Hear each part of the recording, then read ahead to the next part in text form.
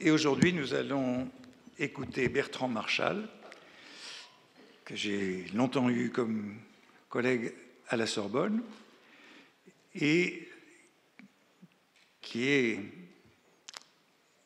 le plus éminent connaisseur de Mallarmé aujourd'hui. Alors, il ne va pas parler du cygne, me dit-il, mais il en a déjà beaucoup parlé. Il est l'auteur de nombreux ouvrages sur Mallarmé, notamment de la religion de Mallarmé, qui vient de connaître récemment une nouvelle édition en 2018, et il est l'éditeur des volumes de la Pléiade, des deux magnifiques volumes des œuvres complètes de Mallarmé dans la Pléiade, qui ont été publiés en 1998 et en 2003. Enfin, je voudrais évoquer le superbe volume de la correspondance qui apparut il y a quelques mois, épais volume que je vous recommande et qui remplace donc les nombreux volumes incomplets de la correspondance que nous avions jusque-là. C'est un magnifique travail. Il a donné comme titre Mallarmé et la fin de la littérature, mais je vois que c'est un petit peu modifié et qu'un S s'est introduit entre parenthèses dans le titre pour aujourd'hui. Mallarmé, fin de la littérature, quelques remarques. À toi la parole. Merci. Je voudrais remercier donc Antoine Compagnon de m'avoir invité à parler devant vous et puis m'excuser pour ce changement in extremis de titre dû précisément au cours d'Antoine Compagnon, qui a fait valoir tout au long de ce cours la pluralité des fins de la littérature. Donc, j'ai ajouté un petit S pour suivre le courant. Si j'ai choisi Mallarmé, ce n'est pas simplement par spécialité, c'est aussi parce que Mallarmé représente un cas particulier concernant la question des fins de la littérature notamment, un cas particulier au regard d'une tradition critique qui est toujours vivace. Cette tradition critique, elle est illustrée par exemple par Sartre, qui a écrit sur Mallarmé ceci: « C'est le moment même du suicide qu'il faut reproduire dans le poème, puisque l'homme ne peut créer, mais qu'il lui reste la ressource de détruire, puisqu'il s'affirme par l'acte même qu'il anéantit. Le poème sera donc un travail de destruction. Considéré du point de vue de la mort, la poésie sera, comme le dit fort bien Blanchot, ce langage dont toute la force est de n'être pas, toute la gloire d'évoquer, en sa propre absence, l'absence de tout. Le poème naîtra donc du suicide du poète, de sa disparition élocutoire. On cédera l'initiative aux mots. Ce suicide est un génocide. L'holocauste des mots s'accompagnera de l'holocauste des choses. » Roland Barthes écrit ceci: « On sait que tout l'effort de Mallarmé a porté sur une destruction du langage. Ce pur meurtre de la littérature dont nous savons depuis Mallarmé qu'il est le tourment et la justification de l'écrivain moderne. Cet art à la structure même du suicide, le silence y est un temps poétique homogène qui coince entre deux couches et fait éclater le mot moins comme le lambeau d'un cryptogramme que comme une lumière, un vide, un meurtre, une liberté. On sait tout ce que cette hypothèse d'un Mallarmé meurtrier du langage doit à Maurice Blanchot. » Voici donc un Mallarmé qui est un serial killer, ou en bon français un tueur en série, peu recommandable. Et toute cette tradition a pour inspirateur, comme le signalent les références des deux auteurs cités, mais on pourrait en citer d'autres, Maurice Blanchot, l'auteur du livre à venir, le livre à venir qui pose dans sa 4e partie la question fondamentale « Où va la littérature ?» et qui, s'inspirant de Mallarmé, écrit « La littérature va vers elle-même, vers son essence, qui est la disparition. » En somme, Mallarmé est devenu le prophète d'une eschatologie générale et négative.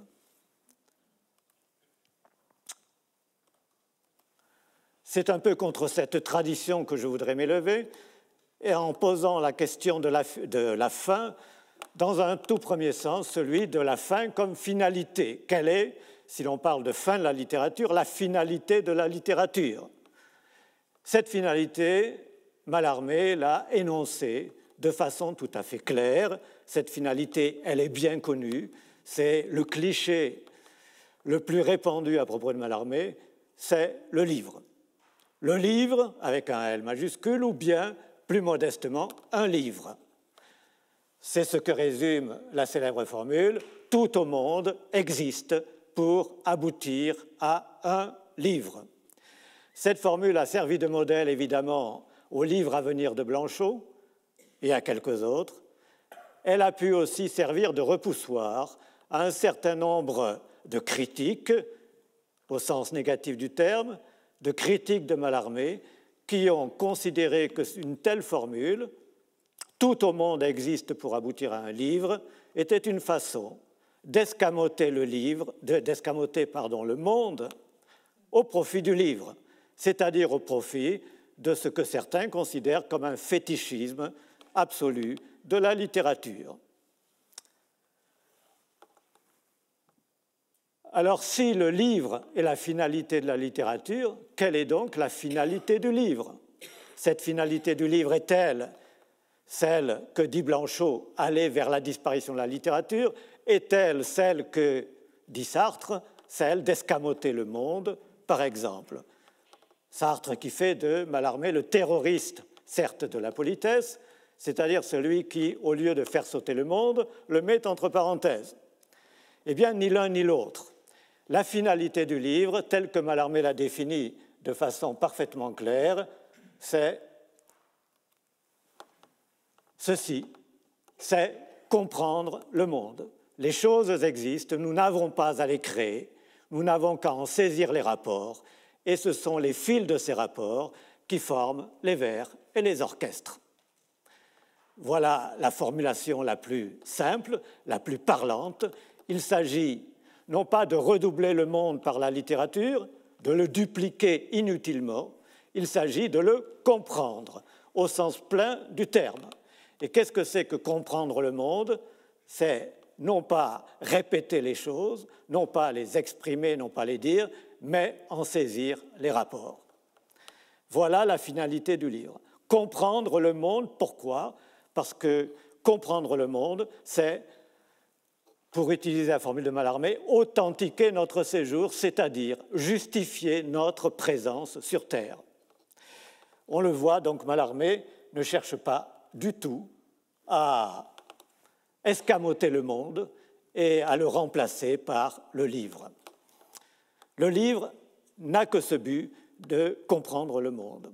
Alors comment Mallarmé en est-il arrivé à cette résolution de comprendre le monde? Cela n'allait pas de soi quand on regarde le point de départ. Mallarmé, au départ, est un poète absolument idéaliste. Un poète absolument idéaliste qui va pourtant connaître une révolution intérieure. Pour lui, jusqu'à cette révolution intérieure, la poésie se confond avec l'idéal absolu. C'est la part des dieux. N'oublions pas que la tradition poétique fait de la poésie le langage des dieux. C'est la part des dieux, c'est ce qui s'oppose à la réalité qui est pour lui absolument honnie. Cet idéalisme absolu va donc n'avoir qu'un temps, puisque Mallarmé, lorsqu'il travaille sur Hérodiade en 1866, va faire une découverte fondamentale et bien connue, c'est la découverte du néant. Et cette découverte n'est pas une découverte faite par une réflexion philosophique, elle est faite par un travail sur le verre. En creusant le verre à ce point, j'ai rencontré deux abîmes qui me désespèrent. L'un est le néant, auquel je suis arrivé sans connaître le bouddhisme. Découverte du néant qu'il ne faut pas mésinterpréter. Qu'est-ce que c'est que découvrir le néant? Cela ne veut pas dire découvrir que le monde n'existe pas ou que rien n'existe.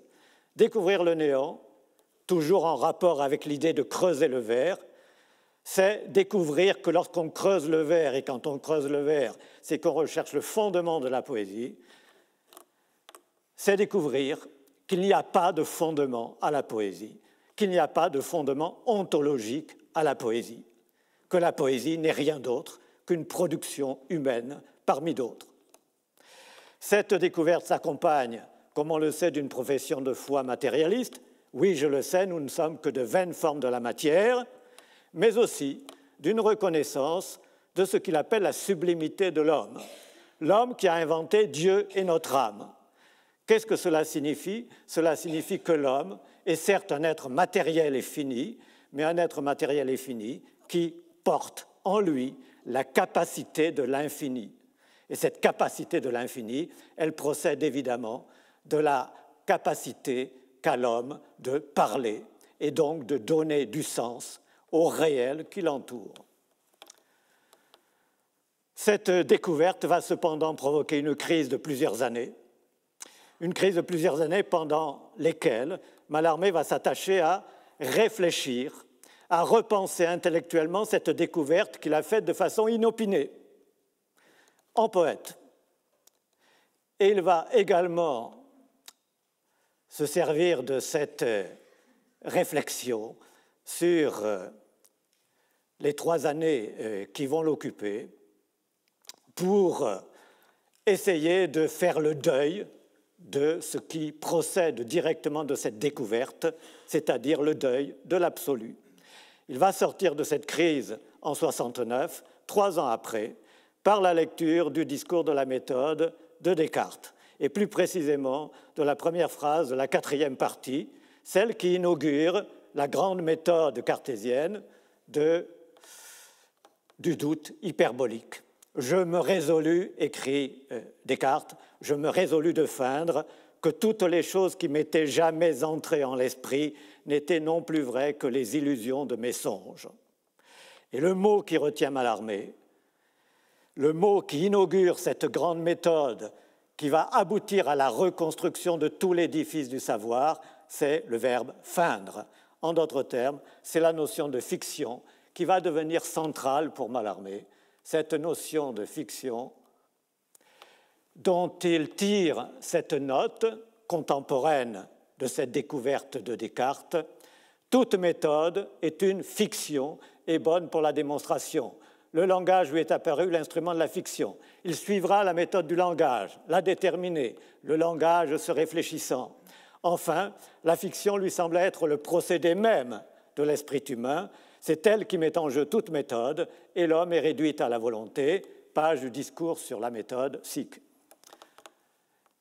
3 notions fondamentales dans ces quelques lignes, dans ces quelques notes. 3 termes fondamentaux, c'est d'une part l'esprit humain, d'une deuxième part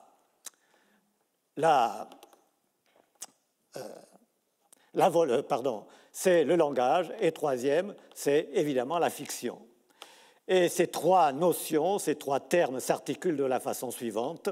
L'esprit humain ne peut produire que des fictions. Ce qui ne veut pas dire qu'il faut entendre le mot de fiction comme illusion. Le mot fiction, désormais, désigne tout ce qui est le produit de l'esprit humain, c'est-à-dire tout ce que produit l'homme et qu'il produit par son langage.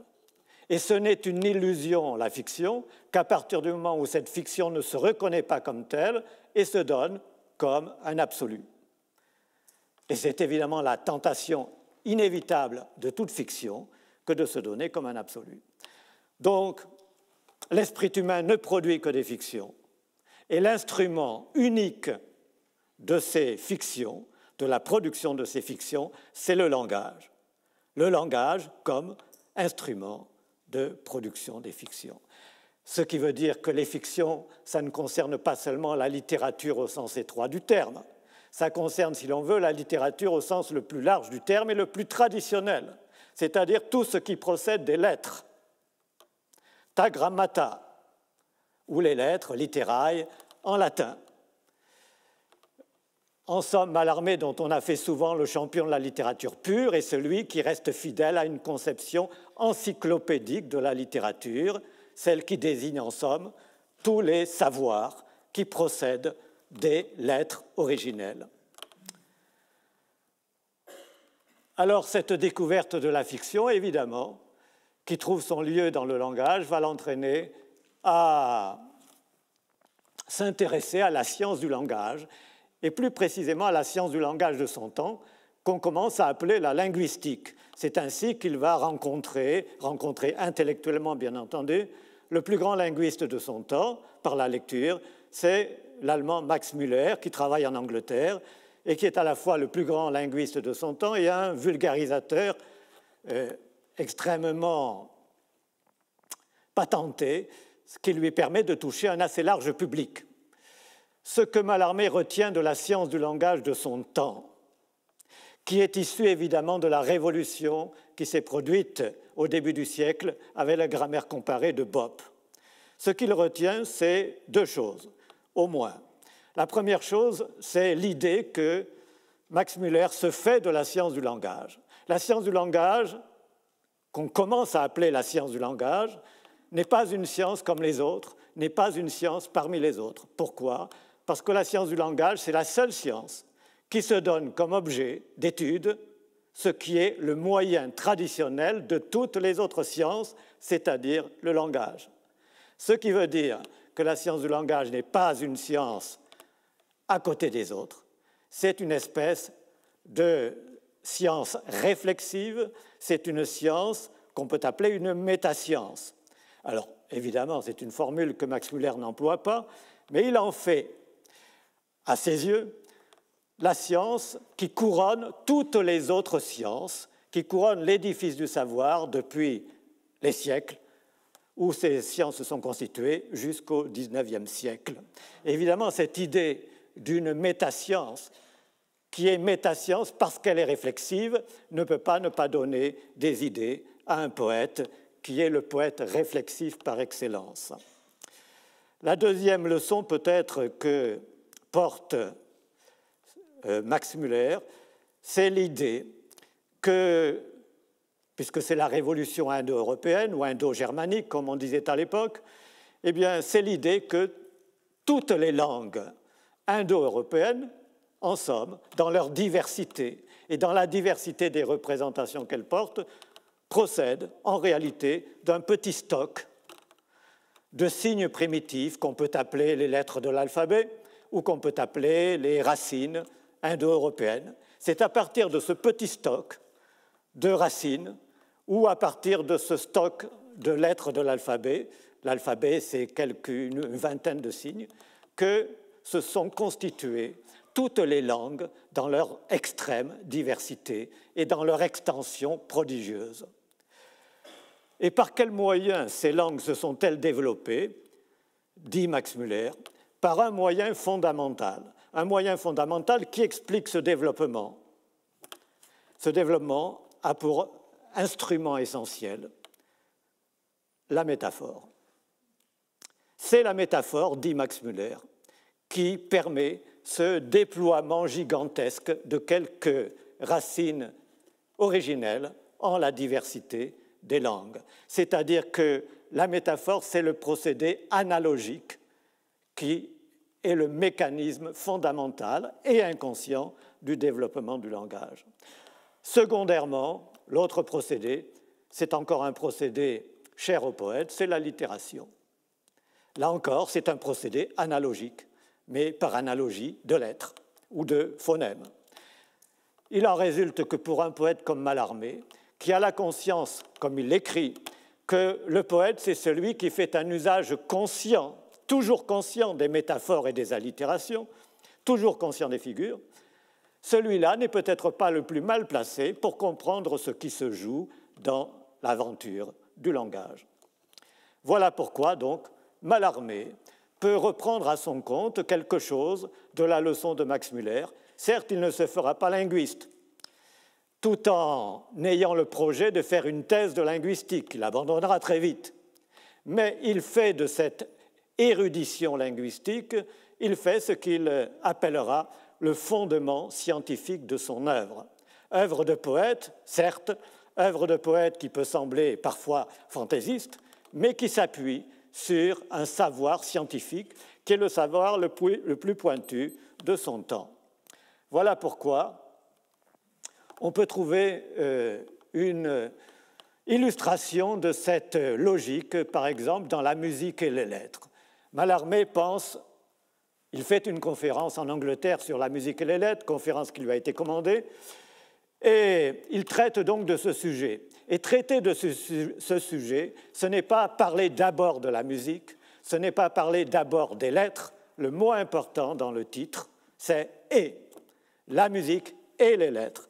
En somme, ce que pense Mallarmé, c'est moins les objets qui sont repris que l'élément qui permet de penser le rapport, c'est-à-dire le « et ». Et ce qu'il conclut au milieu de sa conférence, c'est que la musique et les lettres sont la face alternative, ici élargie vers l'obscur, scintillante là avec certitude, d'un phénomène le seul, je l'appelais l'idée. Je n'ai pas le temps de m'attarder sur cet aspect, simplement, ce qu'il constate, c'est que ce rapport, c'est un rapport très étroit entre la musique et les lettres, qui ne sont que les deux faces d'un même phénomène qu'il appelle l'idée. Voilà une façon de penser le rapport. Alors c'est vrai que cela concerne directement le domaine du poète, poésie et musique, mais ce n'est pas que cela, puisqu'à la fin de la conférence, lorsqu'elle est publiée, il va ajouter une note qui se lit ainsi: « La vérité, si on s'ingénie au tracé, ordonne industrie aboutissant à finance comme musique à lettres pour circonscrire un domaine de fiction, parfait terme compréhensif. » Et il ajoute à la fin: « Tout se résume dans l'esthétique et l'économie politique. » Pourquoi dit-il cela? Pour prévenir que, traitant la musique et les lettres, il n'a traité que la moitié de son sujet. S'il est vrai que tout se résume dans l'esthétique et l'économie politique, il a parlé d'esthétique en parlant de la musique et des lettres.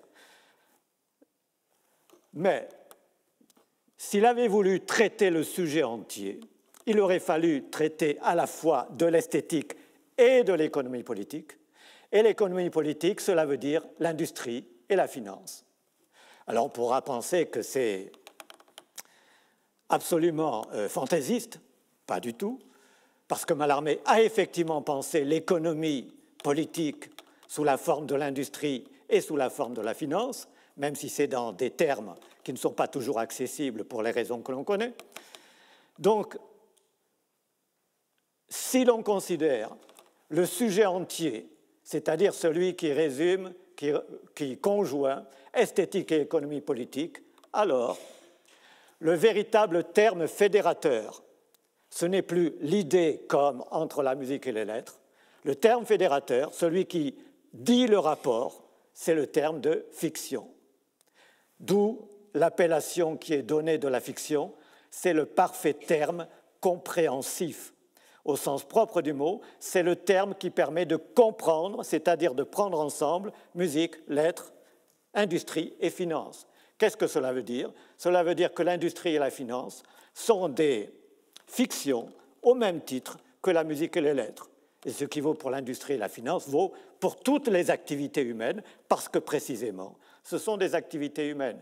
Et comme ces activités humaines procèdent du langage, alors l'écrivain, le poète, est peut-être le mieux placé pour comprendre à partir de ce socle commun du langage ce qui se joue dans ces activités qui sont évidemment à l'époque moderne, séparées par la division du travail et qui s'arrangent chacune de son côté pour se donner comme une science à part, alors que le poète est celui qui est capable de penser, au-delà de la séparation, l'unité de tous ces savoirs humains. Il en résulte que le livre est l'expansion totale de la lettre, dit Mallarmé. L'expansion totale de la lettre.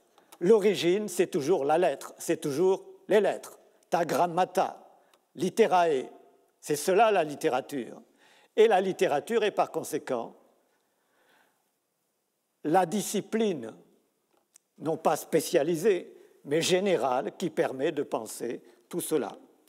Il faut ajouter que Max Müller apporte une dernière information essentielle à Mallarmé, c'est qu'il est à la fois linguiste et fondateur d'une science nouvelle, la mythologie comparée, qui n'est que l'application de la linguistique nouvelle à l'étude de la mythologie. Et ce que montre la mythologie comparée, c'est que toutes les divinités de la mythologie ne sont rien d'autre que des noms, des mots dont on a oublié l'origine.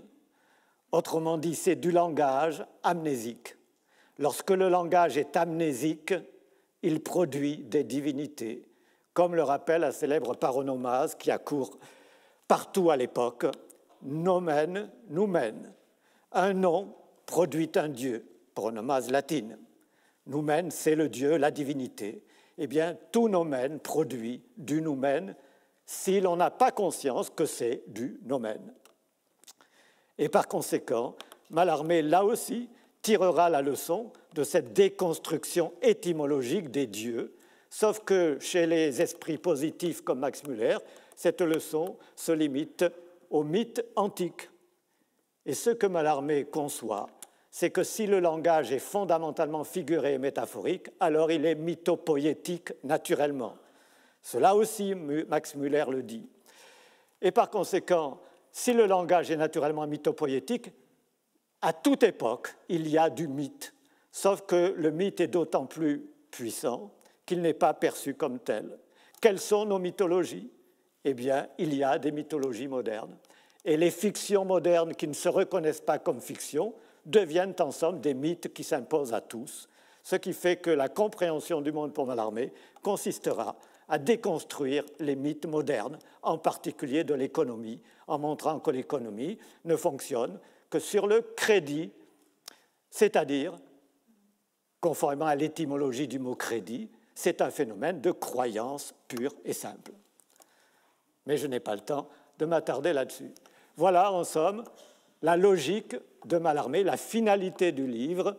C'est une finalité intellectuelle, même si elle passe par des moyens poétiques ou métaphoriques. Il y a d'autres philosophes qui ont choisi aussi la métaphore pour comprendre le monde, par exemple Nietzsche, contemporain exact de Mallarmé. Je voudrais passer à un deuxième élément de fin, une deuxième forme de fin, peut-être plus anecdotique ici, je serai plus bref, je l'espère. Cette deuxième fin, c'est la fin qu'a évoquée Antoine Compagnon à propos de l'exposition récente à la Bibliothèque nationale sur les manuscrits de l'extrême, c'est-à-dire le moment où la littérature trouve sa limite, en quelque sorte, dans des circonstances exceptionnelles. Et parmi ces circonstances exceptionnelles, il y a la mort. Et la mort qui a frappé Mallarmé, c'est la mort d'Anatole, son fils, de 8 ans, mort en 1879, et qui a été un drame pour lui, qu'il a essayé de surmonter en écrivant un tombeau d'Anatole, dont on sait qu'il n'a jamais vu le jour et qui ne sera publié, ou plutôt dont les notes ne seront publiées qu'en 1961 par Jean-Pierre Richard, à qui ces notes avaient été confiées.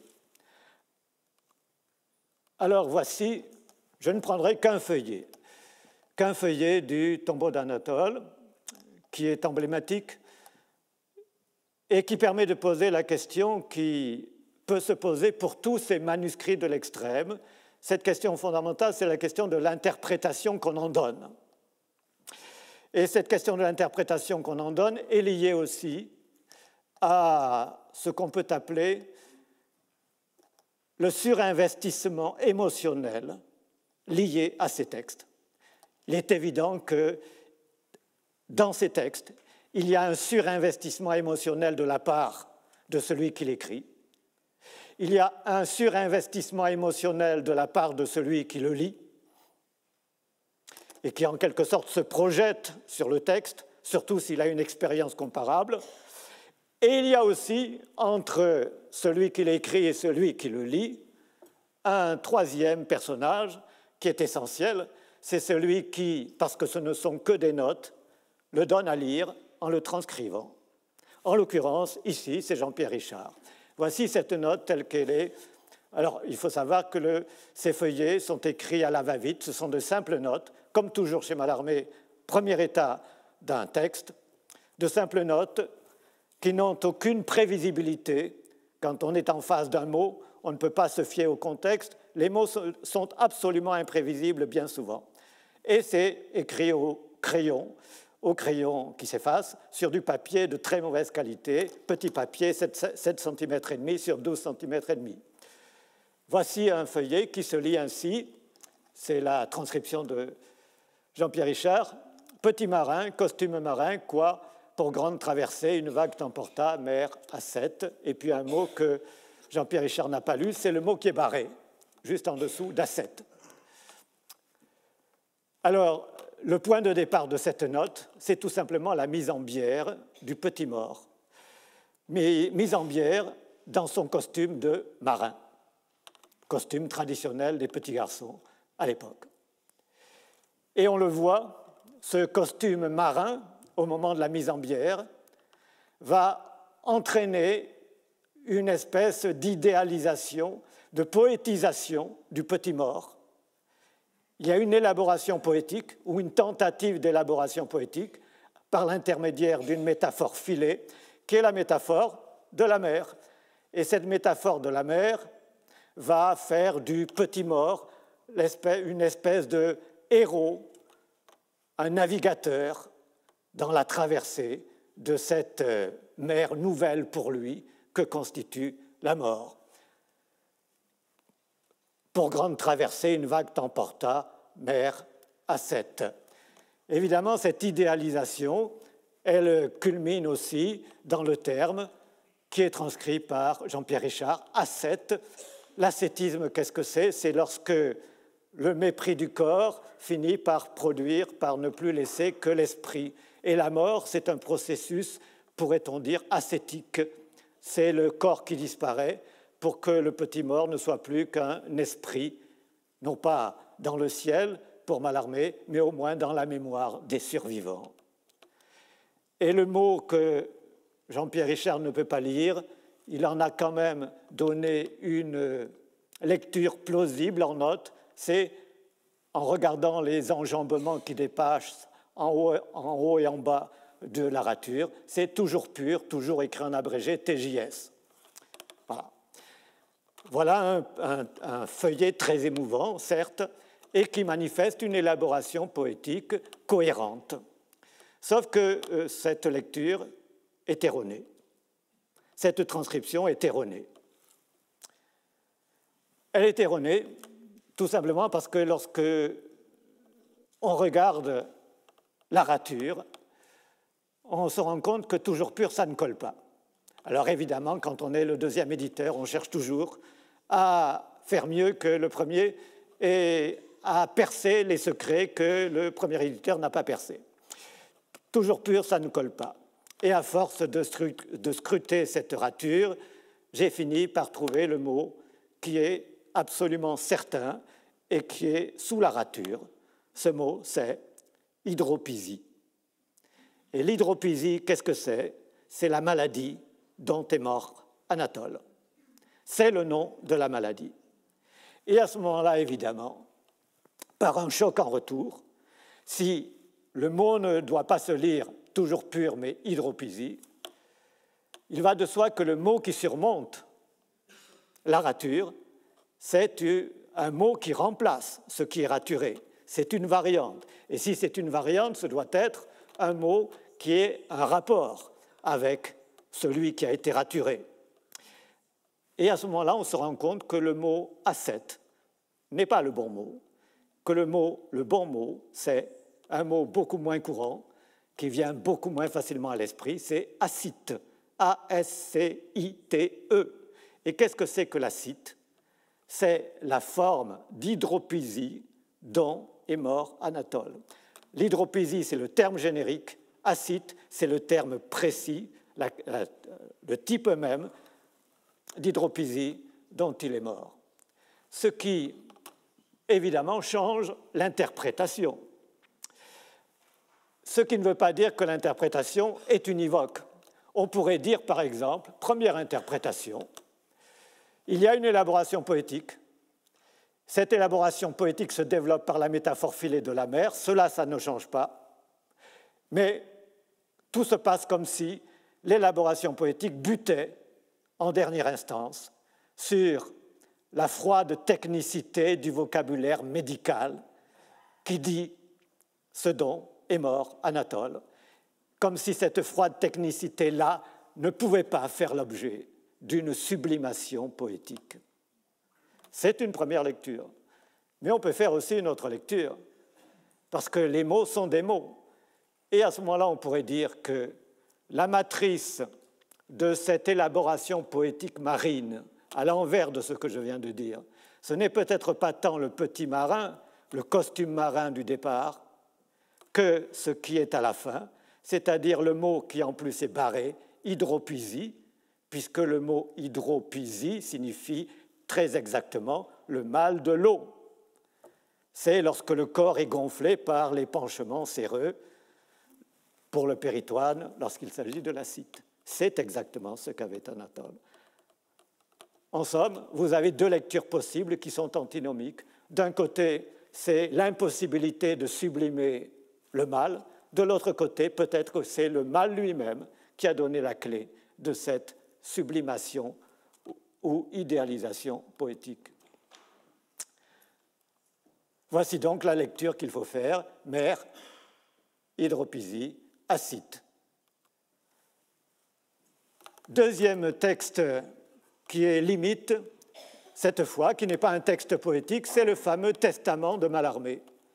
Ce testament qu'il a écrit la veille de sa mort. Ce testament est connu depuis longtemps. Il a été publié par Henri Mondor dans sa biographie, mais le manuscrit a disparu depuis longtemps aussi.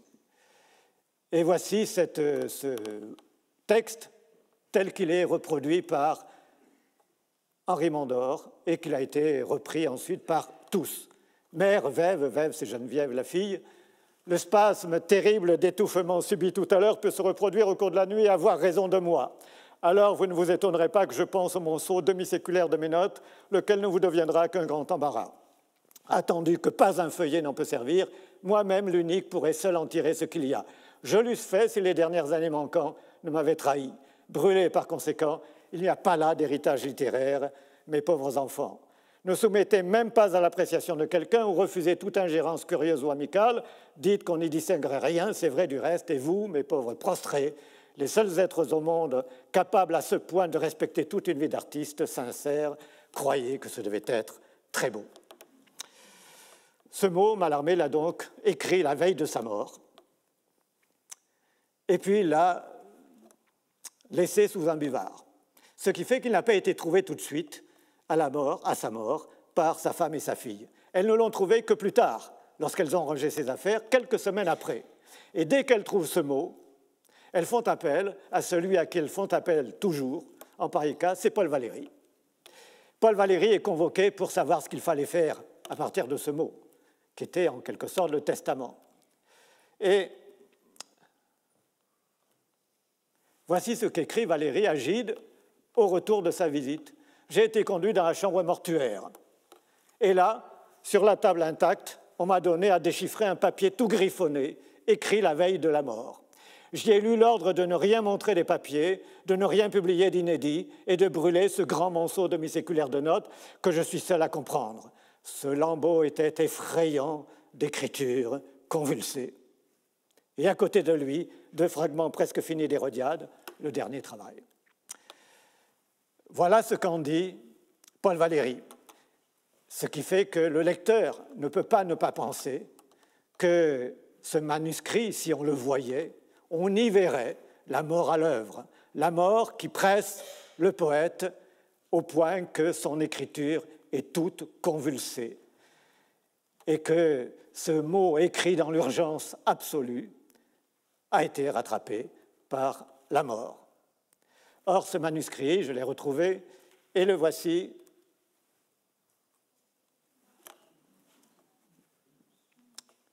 Que constate-t-on? Vous avez la date, mercredi 8 septembre, l'adresse, mère, Vève, puis vous avez la lettre qui commence avec ces lignes qui sont parfaitement horizontales et parfaitement lisibles. Simplement, que fait Mallarmé? Une fois qu'il a fait son premier jet, il corrige, il rature. Que fait-il en somme? Il fait ce qu'il fait toujours, c'est-à-dire c'est un manuscrit de travail, c'est un manuscrit où il cherche toujours l'expression la plus adéquate. Évidemment, les ratures, quand elles s'enchevêtrent, produisent un petit effet d'illisibilité, mais ce n'est jamais qu'un brouillon. Et cela prouve une chose, c'est que Valéry n'a jamais vu un brouillon de Mallarmé. Parce que s'il avait vu un brouillon de Mallarmé, il en aurait conclu que Mallarmé était un convulsionnaire perpétuel. Donc, et encore, certains brouillons sont beaucoup plus convulsifs, si on peut dire, que celui-ci qui n'a rien de convulsif. Ce qui prouve que Mallarmé est toujours homme de lettres, qu'il travaille son écriture comme il le fait toujours lorsqu'il fait la moindre lettre au moindre de ses correspondants. Alors voici la suite. Vous voyez toujours ces lignes parfaitement horizontales, sauf que les ratures et les corrections peuvent produire un effet d'illisibilité. Et voilà l'intégralité de la lettre. Cette lettre, donc, ce n'est qu'un brouillon. Mallarmé agit toujours en homme de lettres, et ce n'est que le lendemain, après avoir laissé ce brouillon, qu'il entreprend de le mettre au propre, comme il fait toujours, de le mettre au net, comme on dit. Il commence la mise au net, il réécrit les 4 premières lignes, il s'interrompt pour une raison ou pour une autre, et c'est là qu'il est saisi d'une crise qui va l'emporter définitivement, ce qui fait que du 4e feuillet, que je ne montrerai pas ici, on n'a que les 4 premières lignes qui sont recopiées au propre. Voilà en somme comment le surinvestissement par Valéry devant ce papier, avec l'émotion qui le porte depuis la mort de Mallarmé, qui est un père spirituel, l'a conduit à voir évidemment la mort à l'œuvre, là où il n'y a pas du tout la mort à l'œuvre. Le manuscrit, ça n'enlève rien à son émotion, mais ce n'est pas la mort qui est lisible ici. Et dernier point que je voudrais évoquer cette fois, c'est le dernier livre ou le dernier Mallarmé. Je n'ai pas parlé du sénile sublime de Mallarmé ou de la sénilité pure et simple de Mallarmé. D'abord, il est mort jeune, mais du dernier livre, ce qu'on peut considérer comme le dernier livre, et là aussi j'irai très vite, sur un point particulier, c'est le coup de dé. Le coup de dé dont on a fait une œuvre testamentaire. Mallarmé a passé toute sa vie à chercher à abolir le hasard, et puis il a découvert à la fin qu'un coup de dé jamais n'abolirait le hasard, il n'avait plus qu'à mourir, il est mort. Sauf que, si c'est cela le testament de Mallarmé, alors le testament est écrit depuis longtemps, puisque cette leçon sur le coup de dé était déjà présente dans Égiture en 1870. Donc s'il y a un testament, il n'est pas là. On a pris aussi le coup de dé pour une œuvre finale au double sens du terme. C'est la dernière œuvre et c'est l'œuvre qui est la finalité même de la littérature, ce qui n'est pas faux. Sauf que Blanchot, par exemple, c'est pour lui le livre à venir, avec le livre. Pour Barthes a une expression curieuse à propos du coup de dé. Il parle d'agraphie typographique, c'est-à-dire qu'il utilise le même mot agraphie qu'il utilise pour désigner le renoncement de Rimbaud à la littérature, comme si le coup de dé était une autre façon de renoncer à la littérature. Alors, qu'est-ce que c'est que le coup de dé? C'est une œuvre finale, certes, on peut considérer cela comme une œuvre finale qui a vocation à être, peut-être, un fragment d'exécuté du grand œuvre. Mais sur un point particulier, c'est sur un point particulier que je voudrais insister. On sait que dans le coup de dé, il y a des références à la musique. Mallarmé parle de partition. Il y a des références aussi aux arts plastiques, d'abord par la spatialisation de l'écriture, et puis surtout par le fait que signale Mallarmé qu'au moins 2 pages ont une dimension iconique. Une page qui reproduit le mouvement du bateau dans la tempête et une page qui reproduit de loin l'apparition de la constellation. Et voici ce que... Alors on pourrait dire, cette œuvre finale est finale parce que c'est l'œuvre d'art total, Mallarmé contre Wagner. Il propose sa propre œuvre d'art total sous l'égide de la poésie et non pas sous l'égide de la musique. Mais ce qui m'intéresse ici, c'est un aspect qui n'a jamais été remarqué à propos du coup de dé et qui me semble en fait essentiel. Voici ce qu'il écrit à Camille Mauclerc en 1997, le 8 octobre. Au fond des estampes, je crois que toute phrase ou pensée, s'il a un rythme, doit le modeler sur l'objet qu'elle vise et reproduire, jeté à nu, immédiatement, comme jaillit en l'esprit, un peu de l'attitude de cet objet quant à tout. La littérature fait ainsi sa preuve, pas d'autre raison d'écrire sur du papier. Notion de preuve fondamentale qui a été développée par Jacques Scherrer dans sa préface du livre de Mallarmé, qui a été reprise d'ailleurs par Roland Barthes, qui en fait l'équivalent de ce qu'il appelle, lui, le marcottage ou l'essaimage. C'est la preuve interne, en quelque sorte, par opposition à la preuve externe. Comment la littérature peut-elle faire sa preuve? Je n'insiste pas. Ce qui est important, c'est que quand la littérature fait sa preuve, c'est qu'elle est véritablement quelque chose qui renvoie à cette longue trajectoire. La fin doit être reliée au commencement. Une œuvre n'a de sens que si la fin est liée au commencement. Alors le commencement, ce sont les lettres qu'il ne faut jamais oublier pour ne pas dériver dans l'illusion. Mais ici, quel est le commencement dont il est question? Et Mallarmé ajoute, pas d'autre raison d'écrire sur du papier. Allons bon, pourquoi pas d'autre raison d'écrire sur du papier? Qu'est-ce qui le pousse à écrire cela? Pour Gide, il est un peu plus explicite. La constellation y affectera, d'après des lois exactes, et autant qu'il est permis à un texte imprimé, fatalement une allure de constellation. Le vaisseau y donne de la bande, du haut d'une page au bas de l'autre, etc. Car c'est là tout le point de vue qu'il me fallut omettre dans un périodique. Le rythme d'une phrase au sujet d'un acte ou même d'un objet n'a de sens que s'il les limite et figuré sur le papier, repris par les lettres à l'estampe originelle, en doit rendre malgré tout quelque chose. Toujours la référence à l'estampe, sauf qu'ici l'estampe est dite originelle. Et puis un dernier document qui, lui, n'a été redécouvert que récemment, je l'ai publié pour la première fois dans la Pléiade, c'est un projet de préface pour le coup de dé, où il est question de Bismarck, mais c'est tout simplement parce que Mallarmé récupère d'anciens papiers pour ne pas gaspiller. Il est écologiste avant l'heure. Donc, voici la transcription, la double transcription de ce texte. Premier paragraphe, c'est le premier G. Deuxième paragraphe, c'est le deuxième G. C'est la correction. Je ne lis que le premier paragraphe parce qu'il n'y a pas de grosse différence. Voici un poème conçu et écrit avec des habitudes tout à fait différentes de celles qui défrayèrent la tradition. La parole se profère libre dans le domaine des sons et de l'intelligence et, pour ainsi dire, il suspend son vol à l'esprit. Mais si, pour quelque motif, elle requiert le papier dépossédé de sa fonction originelle de présenter des images, alors ne doit-elle pas remplacer celle-ci à sa façon, idéalement, effectivement? J'ai donc pensé qu'une suite d'images reliées et rattachées par un fil, et ici, le texte est interrompu. J'ai mis en rouge la partie essentielle, le papier, donc, dépossédé de sa fonction originelle de présenter des images. À quoi peut bien penser Mallarmé lorsqu'il écrit ceci?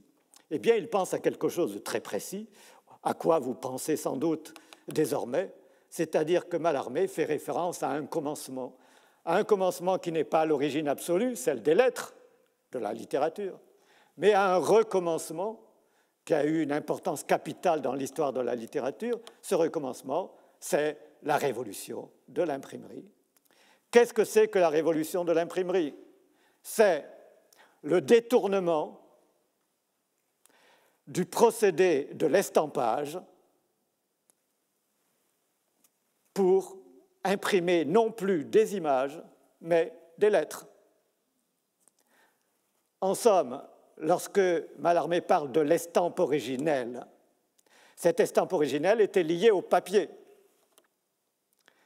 Et d'une certaine façon, si nos livres sont sur papier, c'est précisément en raison de cette révolution de l'estampage qui a permis de produire le livre tel que nous le connaissons.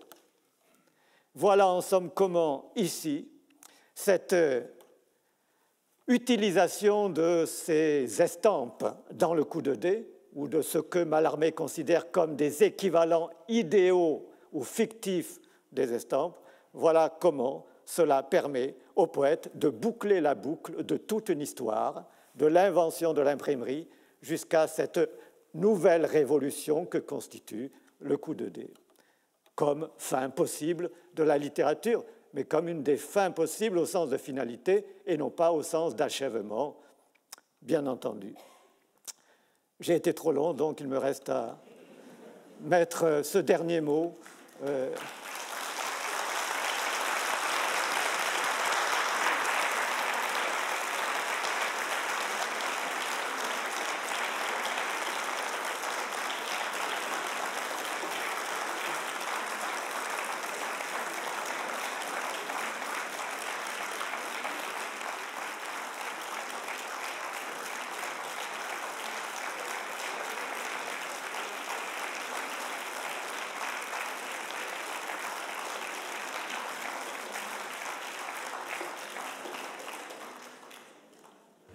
Eh bien, merci beaucoup, Bertrand. Je crois que tu as enthousiasmé nos auditeurs. Tu veux venir ici? Oui. Peut-être. Eh bien, merci pour ces trois parties qui ont donc pris le mot fin dans trois sens. D'abord, finalité de la littérature, en t'opposant à une thèse très répandue. Deuxièmement, la relecture de ce manuscrit, de cette page du tombeau d'Anatole, une note pour un tombeau d'Anatole, et la nouvelle interprétation, enfin le conflit d'interprétation que ça propose. Et enfin, cette réflexion sur le dernier livre, puisqu'au fond, ça rejoint trois lignées que j'avais proposées dans ce cours sur fin et finalité et limite de la littérature, et puis œuvre ultime, ou comme aujourd'hui, chant du cygne. Évidemment, dans la page sur Anatole, dans l'hydropysie et dans l'acite, il y a l'eau aussi, de la mer et hydro. C'est donc dans le mouvement de la mer et de la traversée, il y a... C'est pour ça que ça peut constituer la véritable matrice. C'est ça.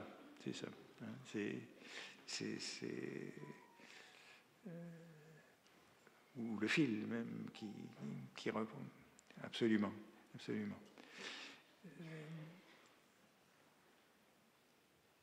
Quant à l'estampe, le retour à l'estampe, c'est dire une fin qui... Ah oui. Oui, il ne faut pas les allumer en même temps. Voilà. Une fin c'est une fin qui d'une certaine façon, retourne aussi à l'origine. Qui retourne à l'origine, ou plus exactement, qui fait mémoire de l'origine, oui. Qui montre en somme tout le parcours.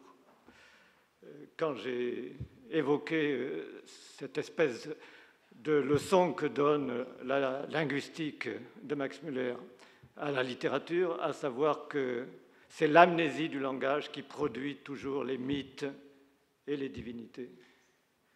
Comment éviter cette amnésie du langage? Il faut rendre conscience aux hommes de ce matériau précieux, fondamental qu'est le langage, grâce auquel ils produisent parfois des forces qui les dépassent et qu'ils érigent en divinité.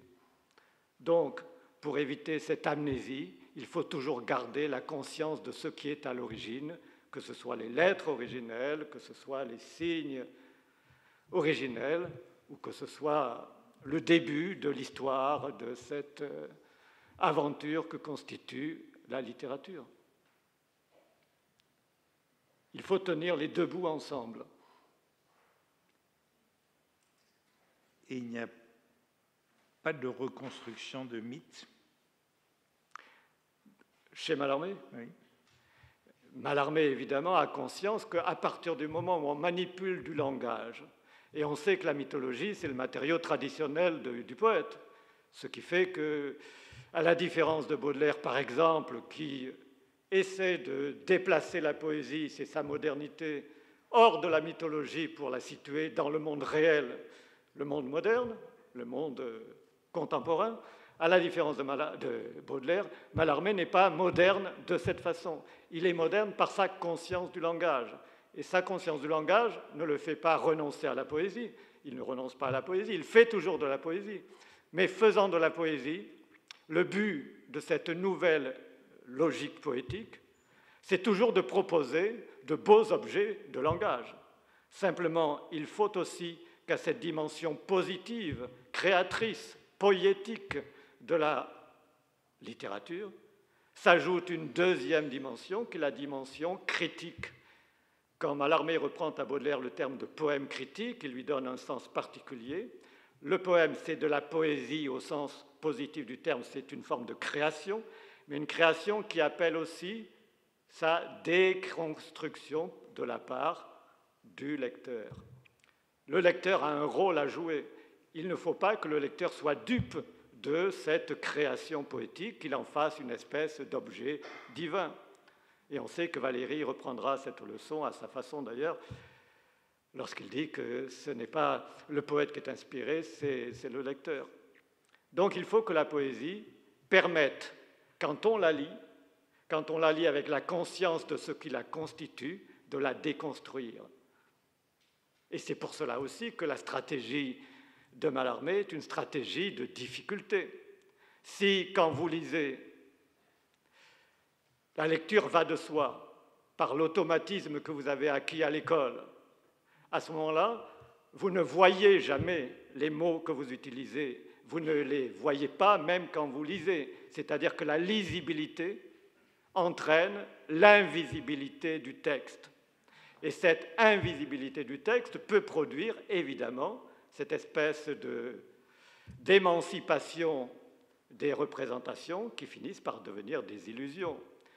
Celui qui n'a pas conscience du langage est la dupe de son langage. Pour éviter d'être la dupe de son langage, il faut que le lecteur, par exemple, ait conscience de ce qui se joue lorsqu'il lit un texte. Lire un texte, c'est relier entre eux des éléments de façon à produire du sens.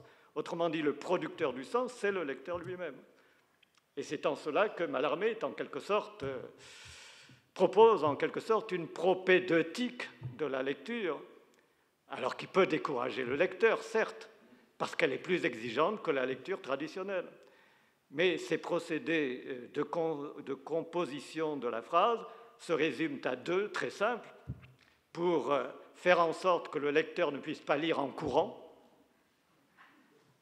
Deux procédés. Le premier, c'est l'extension de la phrase par l'adjonction entre deux éléments qui devraient se suivre d'éléments intermédiaires, des propositions incises par exemple. Donc on étire la phrase de telle façon que le lecteur en perde le fil. Deuxième procédé inverse, c'est l'ellipse, supprimer des mots inutiles. Et à ce moment-là, le lecteur est tout autant perturbé. Entre ces deux procédés, vous avez toute la logique de la difficulté mallarméenne. Et encore une fois, ce n'est pas un jeu gratuit, c'est nécessaire pour obliger le lecteur, s'il veut du moins lire les textes de Mallarmé, à prendre conscience de ce qui se passe quand il lit, prendre conscience que la lecture est un acte cognitif et que cette cognition-là implique évidemment une réflexion, d'où la nécessité de la réflexion. S'il n'y a pas de réflexion, il n'y a qu'une lecture cursive, courante, comme on dit, qui ne laisse pas de traces et qui produit des illusions. Avec Mallarmé, voilà encore le cas d'un vœu d'œuvres brûlées qui ne sont pas brûlées, oui, comme Virgile et Kafka, qu'évoquait Hermann Brock. Il n'y a pas là d'héritage, mes pauvres enfants. Pas d'héritage. Donc brûlé. Mais si les dames Mallarmé avaient brûlé, nous n'aurions pas le tombeau d'Anatole, nous n'aurions pas les notes du livre, nous n'aurions pas le dernier chantier des noces d'Hérodiade, nous n'aurions pas épousé la notion, nous n'aurions pas toute une série de manuscrits que Mallarmé considérait dans le monceau demi-séculaire de ses notes. Alors, peut-être que cela produit aussi des effets pervers, c'est-à-dire que lorsqu'on réfléchit sur le livre de Mallarmé à partir des quelques notes qui sont restées, cela pose des problèmes. Ce n'est pas l'œuvre, ce n'est qu'un moment de l'œuvre, et peut-être le moment originel. Quand Mallarmé attaquait une œuvre, il n'y a qu'une seule œuvre dont nous ayons toutes les étapes. C'est le chantier des noces d'Hérodiade, parce que là, nous avons à la fois les notes originelles, nous avons ensuite les premières élaborations, nous avons ensuite les véritables brouillons, et enfin, presque la version définitive. Bon. Et par exemple, la première étape pour un poème, c'est aligner des rimes. Mallarmé travaille sur les mots. Il établit des rapports entre les mots, et c'est ce travail sur les mots qui produit la pensée. Bon. Quand on a affaire au tombeau d'Anatole, ce sont des mots jetés sur le papier, avec parfois des débuts de phrases, mais parfois encore en deçà de la phrase, ce qui fait que les mots ne sont pas prévisibles, ce qui fait que les transcripteurs sont confrontés à une épreuve terrible. Et de ce point de vue-là, quand j'ai dit que Jean-Pierre Richard avait fait une lecture erronée, c'est une des rares lectures erronées. Jean-Pierre Richard, il faut savoir gré à Jean-Pierre Richard d'avoir eu le mérite insigne de transcrire ces feuillets illisibles. Et encore, celui-ci n'est pas le plus illisible. Oui, un grand avantage à venir en second et à relire. C'est une bénédiction de venir en second. Et de relire le tombeau d'Anatole. Alors, dans la Pléiade, tu le donnes 2 fois. Alors, toutes les œuvres inachevées dans la Pléiade sont données 2 fois, sous forme de transcription linéarisée, ce qui n'est pas non plus toujours simple, parce que les mots sont situés un peu partout dans la page, parfois, et puis en annexe, sous forme de transcription diplomatique, y compris toutes les ratures qui sont déchiffrées, ce qui n'est pas non plus très simple. Mais c'était aussi pour faire le second par rapport à Jacques Scherrer pour le livre, pour faire le second par rapport à Jean-Pierre Richard pour le tombeau d'Anatole, pour faire le second par rapport à Garner Davis, premier transcripteur des Noces d'Hérodiade. Et comme toujours, il y a des choses qui manquent chez un premier transcripteur, des choses qui n'ont pas été lues et des choses qui manquent parce que, pour des raisons diverses, on a considéré que telle ou telle page était négligeable. Mais si on veut faire le travail véritablement, il faut tout transcrire.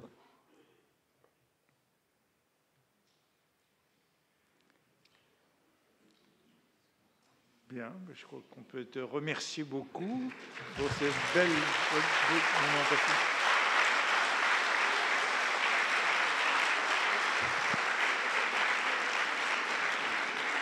Merci. Et je vous rappelle que la semaine prochaine, il sera question de Rimbaud, si je ne me trompe, avec Alain Borer, qui est là.